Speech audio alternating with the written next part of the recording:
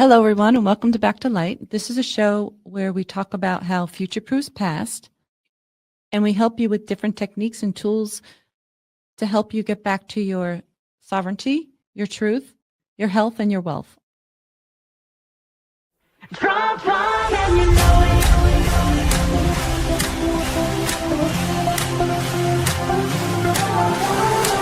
Natasha Owens, Nick Natoli, Trump won.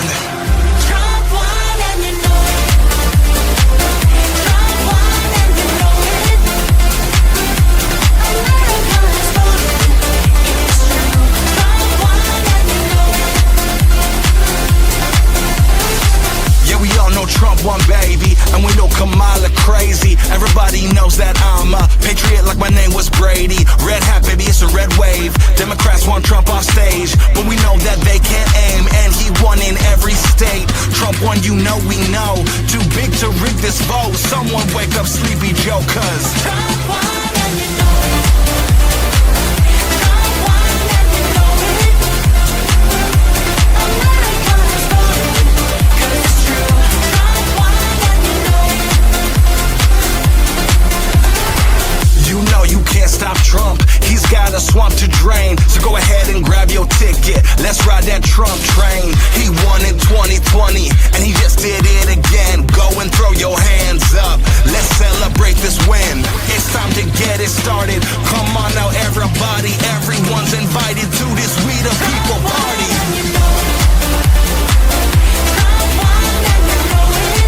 Yeah, yeah.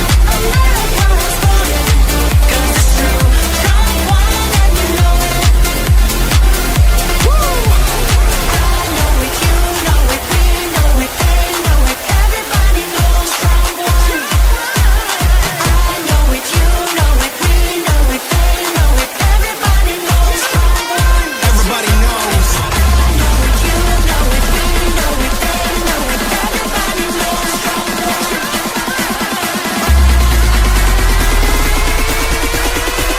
Yo, yo, yo, yo.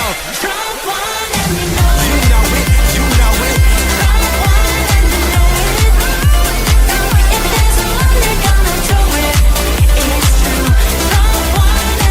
Let's go, let's go. Yeah, yeah, yeah. Trump won.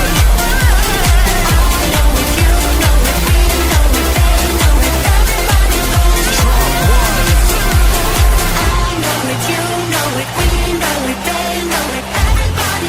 Trump won. Hello, everyone. Welcome to Back to Light. I have the lovely Jim O'Connor with me. Hello, Jim. Hi, He Kat. gets It's cracked good to up see when I you call him again. lovely, so I'm going to do it all the time because I love to see that smile. Good to see you. That's good to see you. And last time we talked, we were talking about how we left it off, right? So this is our Halloween special. I don't know if it's a special, but it's our show. And today we're going to be talking about the darkness, right? And good versus evil, and how it affects our lives. I think it's important to understand that this season of Halloween and what it really stands for.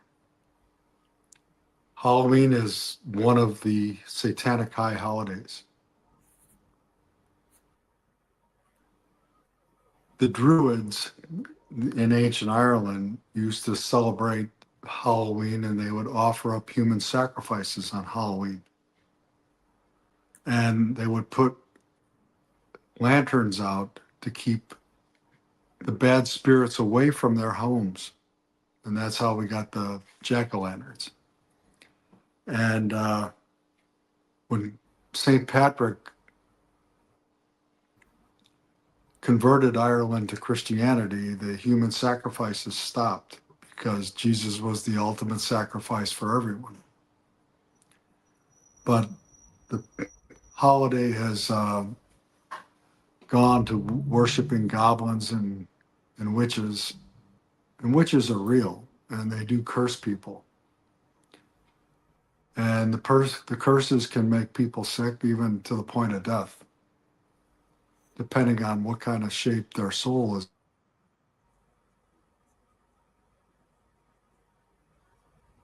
I don't think they want us to do this show, Jim, because you're kind of muted.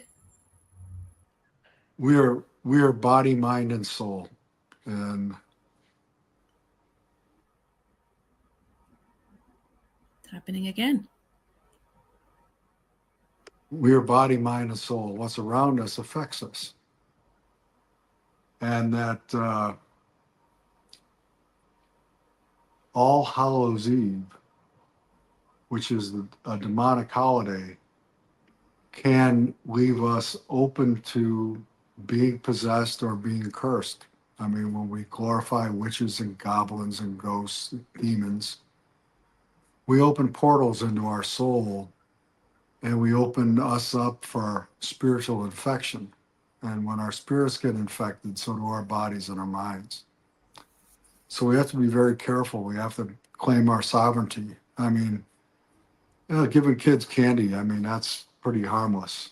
But dressing them up and glorifying them as witches and goblins and warlocks and superheroes, that's really not that healthy.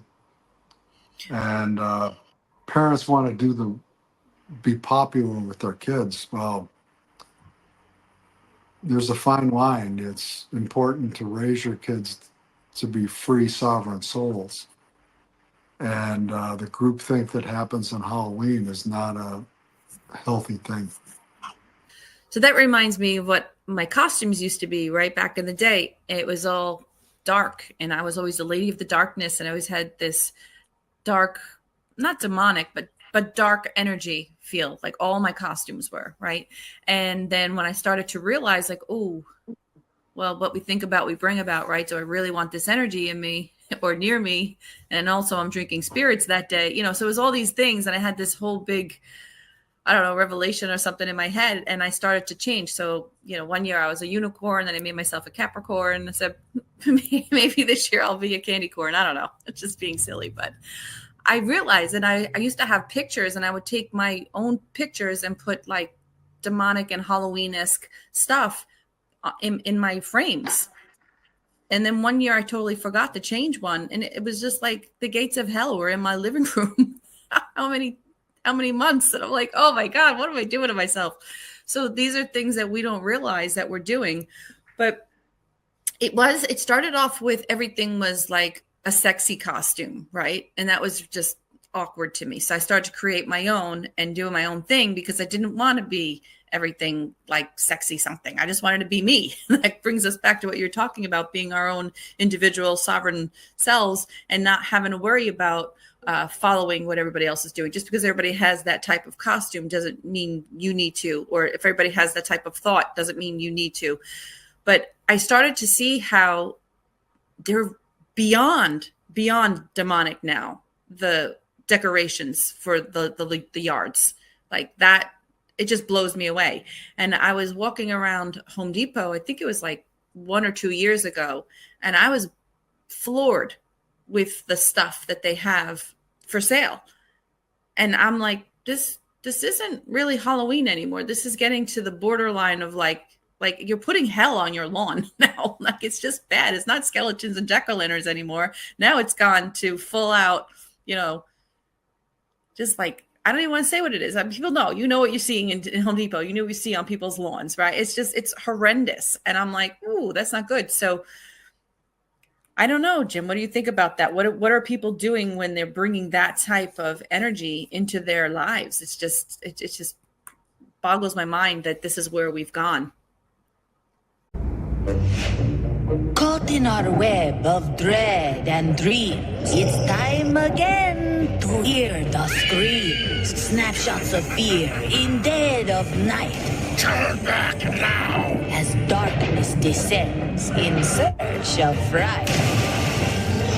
From haunted guests and snarling hounds, a devilish showcase of sights and sounds. Good evening, tiny human.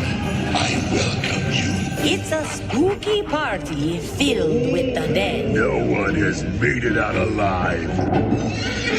So much to see, you'll lose your head. Scares in all sizes, big and small. Give us your candy now! We've pulled some strings and pieced together it all. Well, you know, as a light worker, what you think and what you say and what you do is what you accept into you.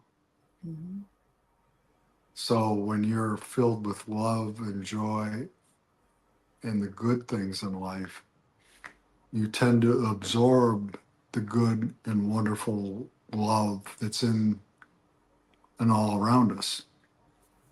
But when you do the exact opposite,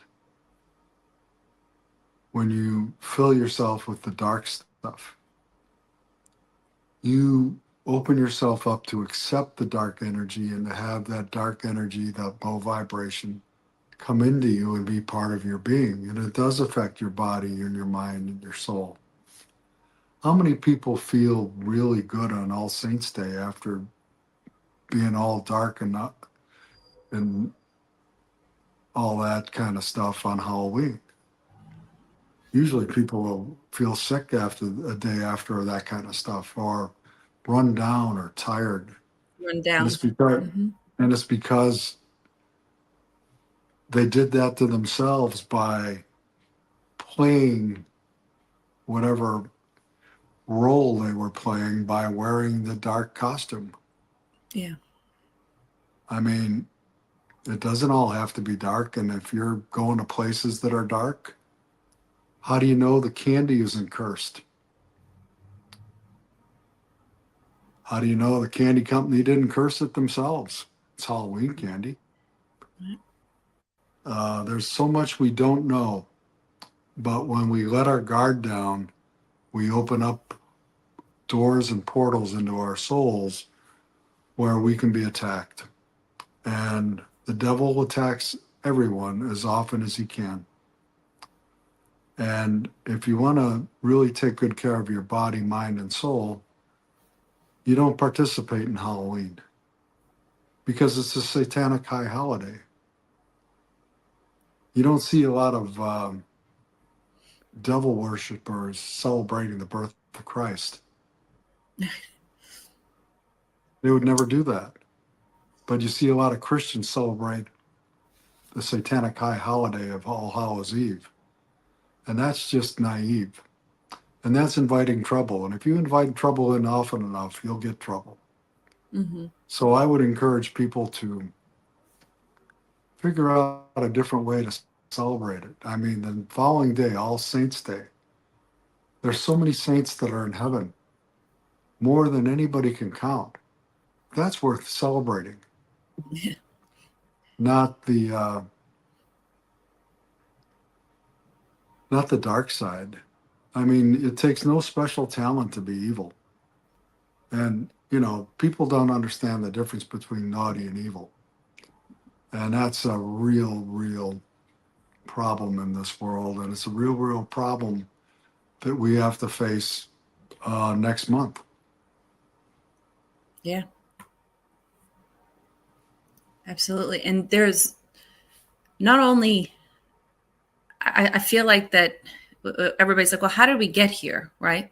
Well, little by little, we allowed ourselves to be chipped away, allowed our rights to be chipped away, allowed our sovereignty to be chipped away.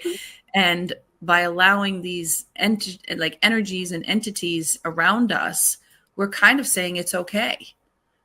So Exactly. we are getting what we wished for in a way. So it's like when people are like, well, I didn't wish for this or that. I'm like, well, the universe doesn't know want and don't want. It knows an energy. So if you're in that vibration of worry, you're bringing more worry to you. If you're in a vibration of, you know, evil and constantly thinking and looking at that evil, that's what you're going to bring to you. So we need to focus on what we want. So let's focus on the light. Let's focus on what the outcome that we do want, rather than this is what they're doing and this is how it's always going to be. Well, if you give them that power, people say that the what do they say? Like the power that they have the power. I'm like, well, you're giving it to them.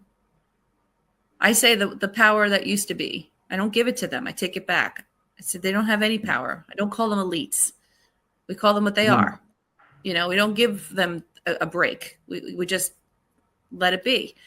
But I think that by allowing ourselves to lose our own selves, anything can come in and replace it. And that's what's been happening. And now there's an awakening, and now people are realizing it.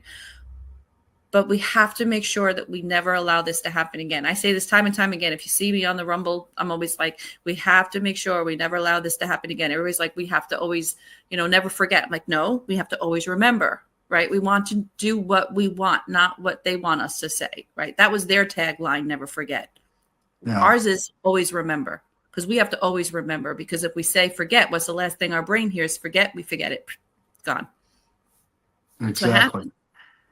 So we have to always remember. And that's our new tagline. We're not going to say never forget anymore. We have to always remember. One of the issues that's going to come up that we should remember is really covered well in the Psalms. I think it's Psalm 119. It might be 117. 117. God knits the psalmist in his mother's womb, and he is wonderfully made. Now, if you've ever seen anyone knit, it's a very slow, loving process, one thing at a time, and it's very mechanical. But when I used to watch my mom knit when I was a little boy, she was very happy and very busy and very involved in every single stitch of the sweater she was making or the scarf she was making. And to have the birth of a child described inspired by the Holy Spirit of God knitting a child in the mother's womb. And then you contrast that with the stance on abortion, where abortion should be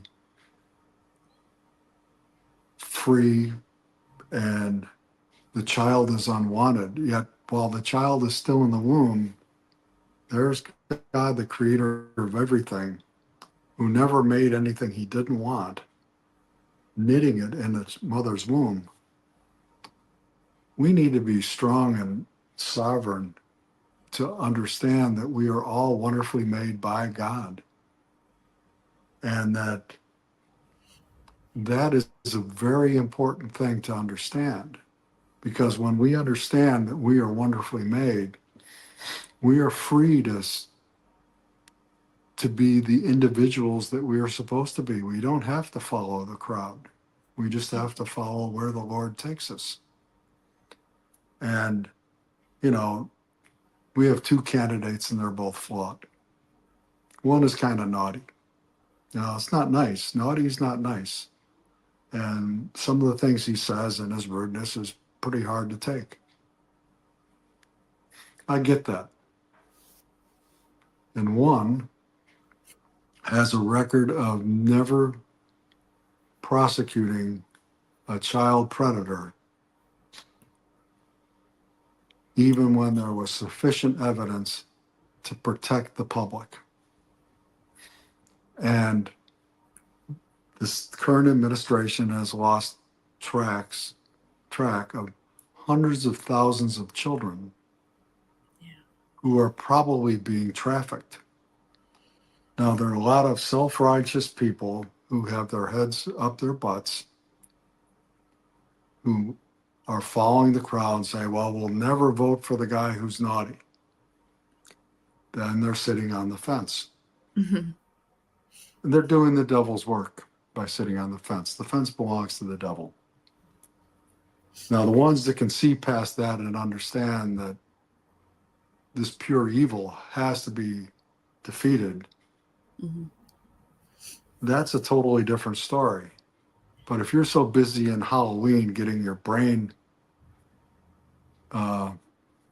taken off kilter that you can't see what I'm talking about,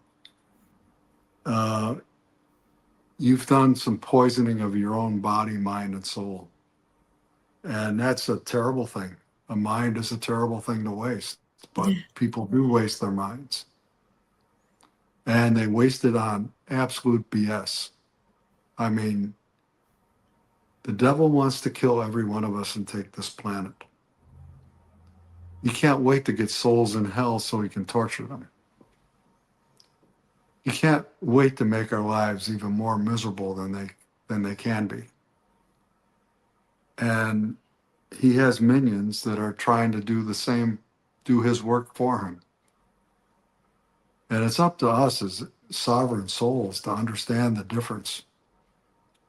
Oh yeah, everybody gets a little naughty once in a while. It's not right, but we're human beings. But when you cross that line to evil, you're really in danger of losing your soul. And if you promote this evil, you will lose your soul. And if you vote for the evil, you're promoting it.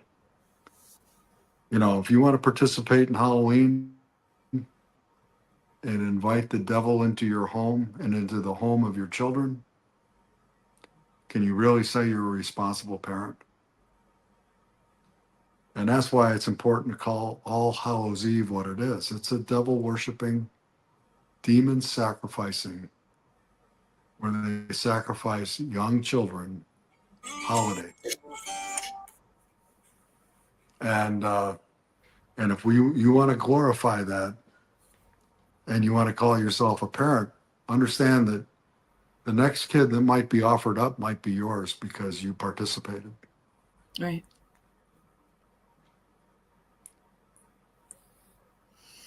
And I know that's rather grim, but it's strong, and it's important that we tell the truth. Yeah. I mean, bobbing for apples and having a party and that and can be a lot of fun, and that's not worshiping the dark side. But when you go worship the dark side and you have the decorations like Kat described from Home Depot or Lowe's or whatever else, other big box store sells them. There's a difference between buying that stuff and buying A jack-o'-lantern. something for your home that, like a new water heater or a stove or something you need, something that's important. But when you buy that kind of stuff and you waste your hard-earned money on that, you're inviting money problems too. Yeah. I don't mean to be Debbie Downer about Halloween.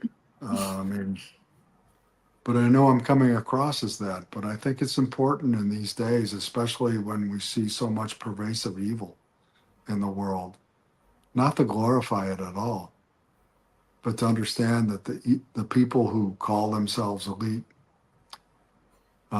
there's nothing elite about hurting a child. No. There's nothing elite about using weapons of mass destruction like weather weapons to hurt and kill people and steal their property. There's nothing elite about that. That's the scum of the earth that does that.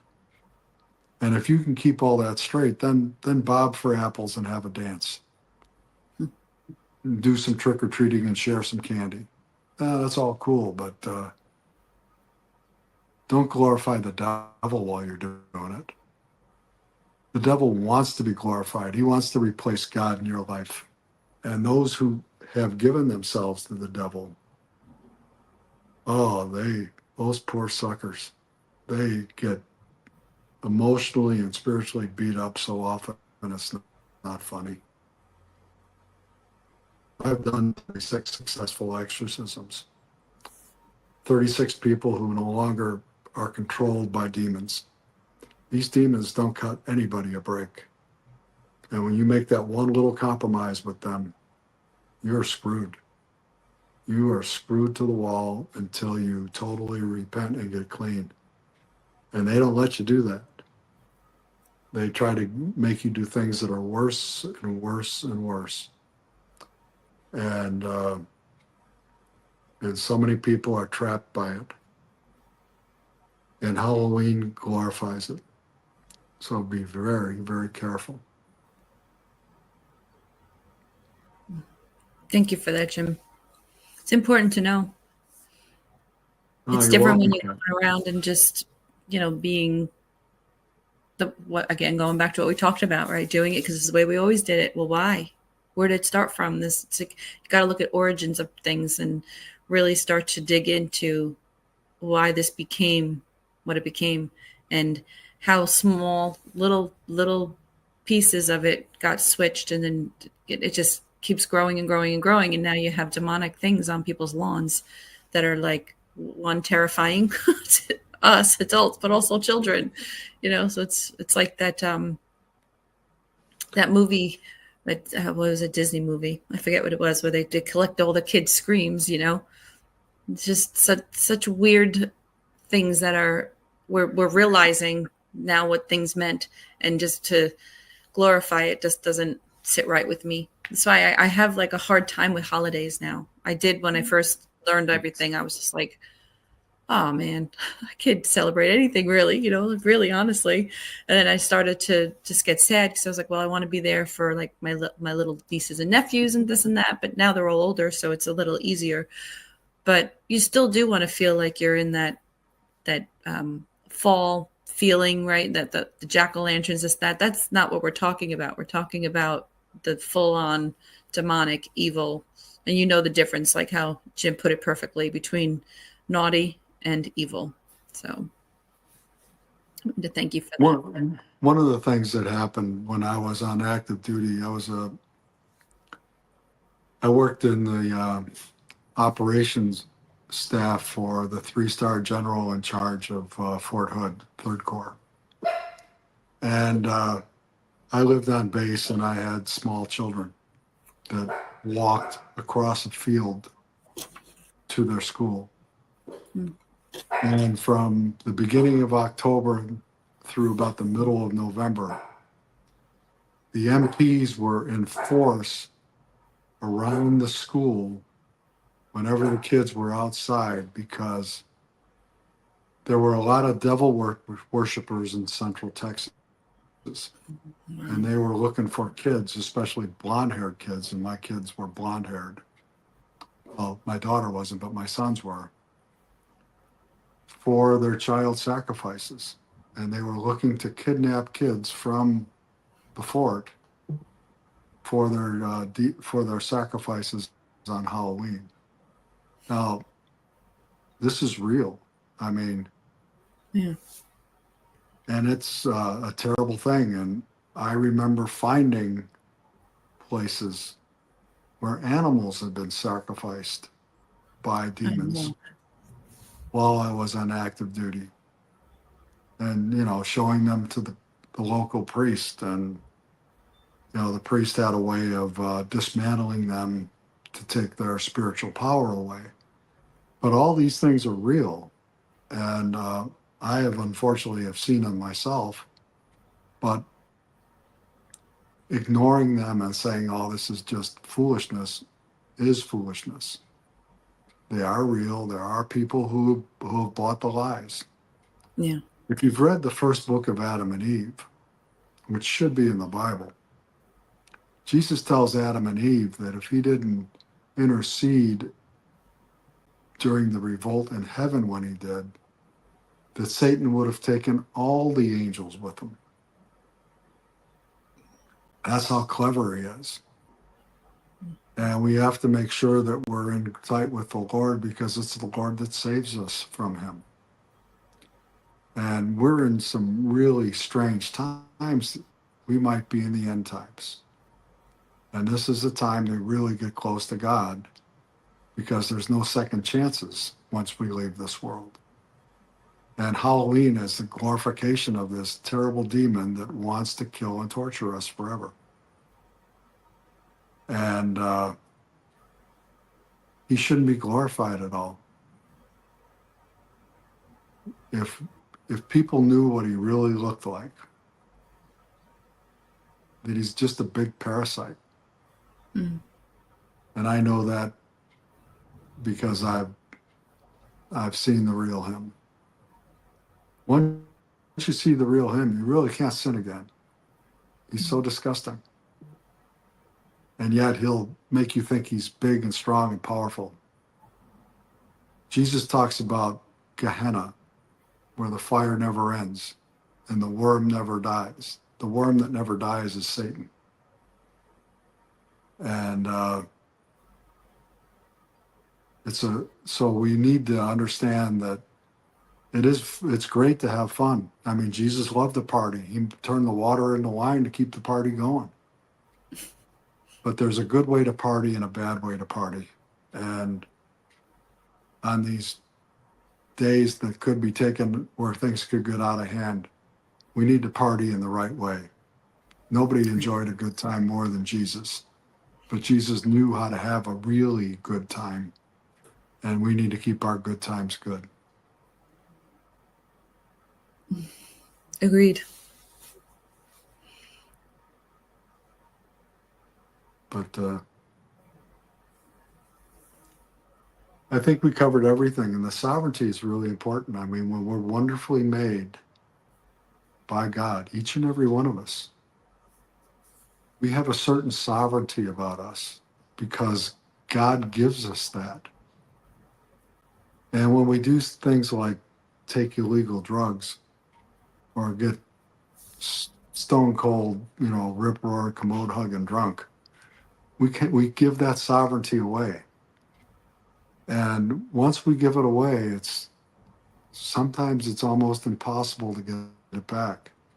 Yes. Some people go on that bender that one time and then they can never stop and they end up addicted to alcohol. Can you convince me that the people who make this alcohol don't curse it? So that the demons come in and make it a necessity? I know that I can't drink tequila. When I drink tequila, I get very violent. And I used to teach hand-to-hand combat. Well, you don't need someone who teaches hand-to-hand combat to get violent. That's not a good recipe. So instead of acting like an idiot, I avoid it. I won't touch it. If I was one of those and I smoked a bowl and it made me stupid or lethargic or something counterproductive, I would never touch that stuff. Yeah. I don't have to try heroin to know that it's bad. I don't have to make every mistake in the book. I can learn from the mistakes of others. Right. But I don't know anyone who has a great relationship with Jesus who needs any of that stuff. These priests and pastors that misbehave and they need money and they need perversion, they don't have great relationships with God. If they had a great relationship with God, they'd be so in love with themselves and with people, not like a narcissist is in love, but I mean truly in love, that they would share that love with others. The real love, not this. Sex and love aren't the same thing. Sex is a physical act. Love is totally different. Now, if you can combine the two in marriage, it's absolutely beautiful. And that marriage has to be between a man and a woman. And they're both volunteers, where they volunteer to become one flesh. I mean, that's the most beautiful of all human relationships.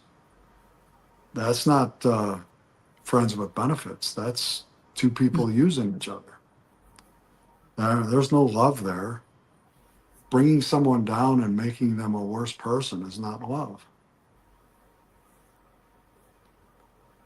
A man who sees this woman, and to her, she's like Dulcinea and Don Quixote. Mm-hmm. I want to be a better man, so I'm good enough to be in her presence. And a woman who sees that man as a knight in shining armor, and she wants to be a lady so that she's worthy of that knight. That's the right kind of relationship. That's love. Everything else is just baloney. Yeah. And that's the difference between love and everything else. And naughty is different than evil, but naughty's really not that good. Yeah. And Halloween is a day for naughty and evil, and we have to be very careful that we don't cross that line. And it's better if we can stay on the good side. I agree. Thank you. I wanted you to talk about that because I know it's very important. And one of the things that Jim and I are doing is we're showing how you can be both spiritual and religious at the same time. Right, Jim? Like there's common it's a good. Jesus was the perfect example of keeping it in balance. You know, he didn't go for the man-made rules. He didn't like the hypocrisy. And when he saw someone do something good, he was all for it, even if it was a religious thing they did good. But when he saw that the priests and the scribes and the Pharisees were abusive, I mean, that's why he tells the story of the Good Samaritan. The Good Samaritan helped the man that got beat up and robbed. The priest and the Pharisee didn't want to touch anybody else's blood, and they made sure they stayed 4 cubits away, which is 6 feet, which should remind us of COVID.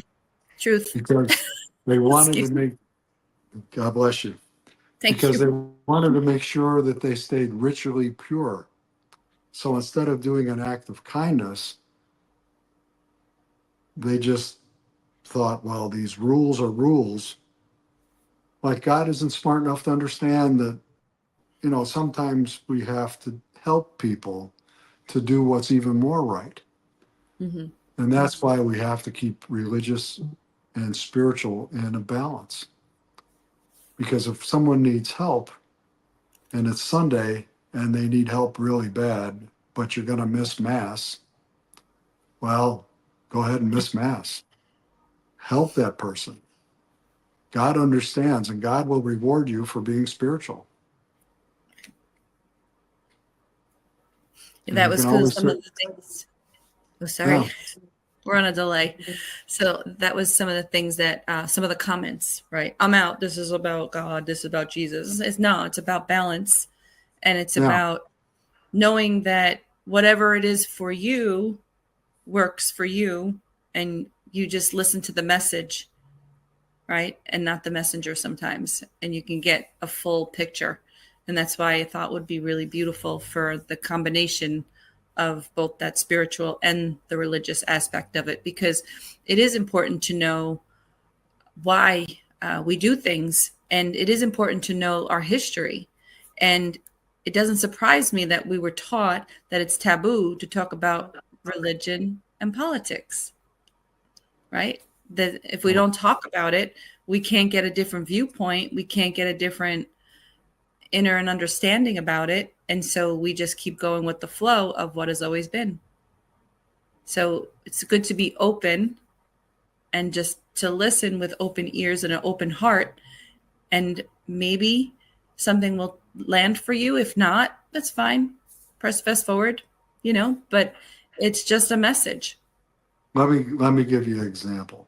Mm-hmm. In the law of Moses, it tells us that we should tithe. Now, in Moses' day, the tithing ran both the government, funded the army, and it ran the church. Imagine how much better our lives would be if all that cost us just 10%. Right. There wasn't a separation of church and state.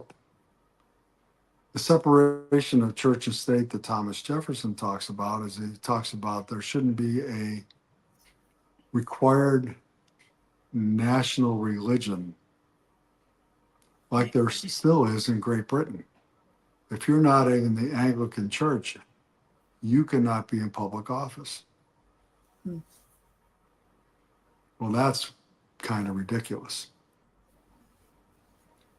But the separation of church and state which is a man-made rule, doesn't require us to be unholy people and separate morality from government. Government should be moral. They shouldn't allow stealing. Stealing is the violation of the seventh commandment. They shouldn't allow murder. Thou shalt not kill. That's the fifth commandment. Those are very important things. Thou shalt not covet. Well, you covet and you take something that doesn't belong to you. That's wrong. You're not treating your brother or your sister right. That's, when you defraud somebody, you're stealing from them. Right. So government needs to have a moral backbone behind it. But it shouldn't tell us how to pray. Right. It should encourage us that we should pray. Do pray. Right. But it shouldn't tell us how to pray. And this has been blown way out of proportion. Now, if you don't pray, you don't have a prayer. And it's just that simple. And if you mess up, fess up. God already knows you messed up. You might as well just be man enough and woman enough to admit it. How many people really know why God threw Adam and Eve out of the garden? Was it for eating an apple? You got to be kidding me. It's for what they did after they ate the apple. God can forgive anything that we're sorry for. But when he confronted Adam, Adam said, well, she made me do it. Mm-hmm. He didn't say, I did it and I'm sorry. He said, no, she made me do it. Well, he passed the buck. Well, he can't forgive Adam if Adam isn't sorry. So Adam's in trouble. Talks to Eve. Well, why did you do this? Well, the serpent made me do it. The devil made me do it. The Geraldine defense from Flip Wilson. The devil made me do it. Yeah. Well, okay. The devil made you do it. You didn't say, I did it, Lord, and I'm sorry. Please forgive me. So that's why they got thrown out of paradise. Why don't I don't understand why the churches don't teach that. It wasn't that they messed up. I mean, Right. God puts up with all this because Adam and Eve ate an apple? You got to be kidding me. Well, you know It's why they the- left it out. Yeah, because you can't control people if they're spiritual. Right. And if they know that all they need is to do the forgiveness part. Yeah, well, but that's the part that gets us into heaven. Right. And that's the part that keeps us from going overboard on stupid holidays like Halloween. There's nothing wrong with having a good time, but make sure you're good while you're having the good time. Right. And understand that, God already knows what you're going to do. And if you're dumb enough to do it, you might as well just admit it. So anyway, I think that's what's really important about Halloween, and that this evil should not be glorified, and people should be aware that if they glorify it, they get to live it for at least a short time and maybe a long time, and it's a terrible, terrible place to be. I agree. Yeah. I'm grateful that you were able to join us. Jim, thank you again. Love that we have these conversations and we're able to record them and have everybody just hear us. That's what we're doing, right? We're having a conversation. But yeah, we're not putting down, holidays and this and that. It's just looking at them in a different way, right? And celebrating them in a different light. And just knowing and being aware of what you're doing and what you're putting your child in and what you're putting yourself in if you're getting yourself dressed up and going out. Like last year I wore like a skeleton costume, but I made it like pretty and I made it light. It wasn't like demonic. I didn't black out my eyes. I made them lit with crystals and, just different ways of doing things and still having fun, but being mindful. So Yeah, any I think last that's words, Jim? I think it's important to be mindful, and thanks again, Kat. I love having these conversations with you. Two friends talking is always a good idea. I love it. And We'll see you guys soon. We'll see you soon. God bless. God bless. Learn to live again. It's times like these you give and give again. It's times like these you learn to love again. It's times like these, time and time again.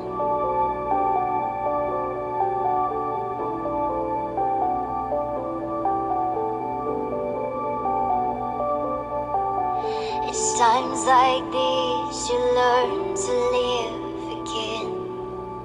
It's times like these you give and give again. It's times like these